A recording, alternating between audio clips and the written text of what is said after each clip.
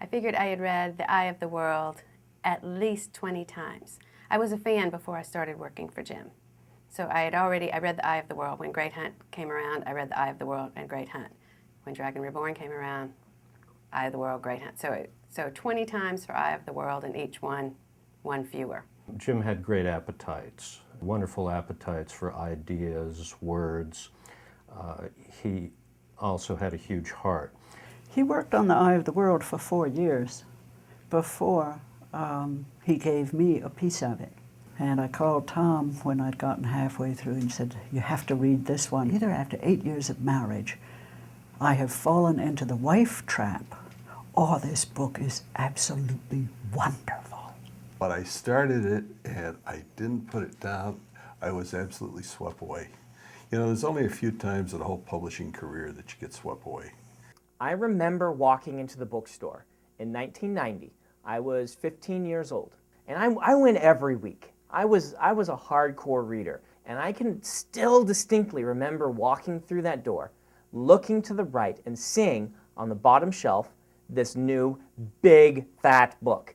It had a gorgeous cover. I still love that cover. I think it's my favorite of all the Wheel of Time book covers. And I looked through it and I said, wow, this is something different. This is something special. And I was broke, and so I had to buy it next week when I went back for my next one. But it's the first book that I bought. I went and I said, I'm going to read this big fat book. That was Eye of the World. DragonCon is a Wheel of Time fan site that celebrates the books written by Robert Jordan.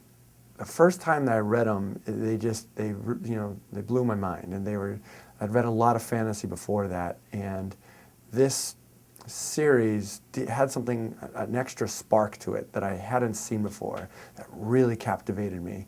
I am the chair of JordanCon, which is the first and only Wheel of Time convention.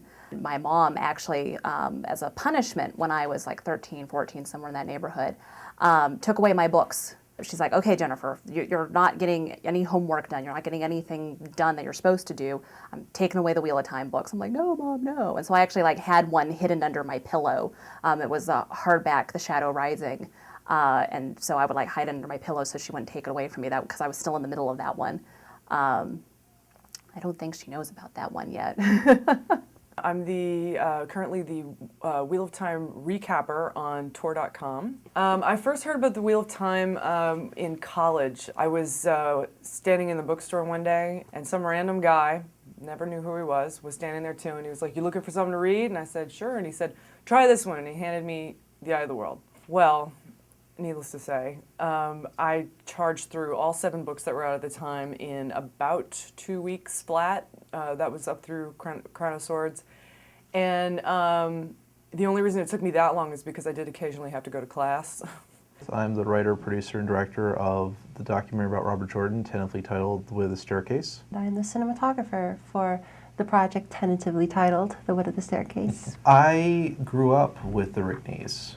They were good friends to my family, and I've always loved the two of them, and Jim especially, this wonderful sense of humor, a wonderful man. But I've just been continually flabbergasted. Our biggest source of funding hasn't been grants, hasn't been traditional investors, it's been the fans.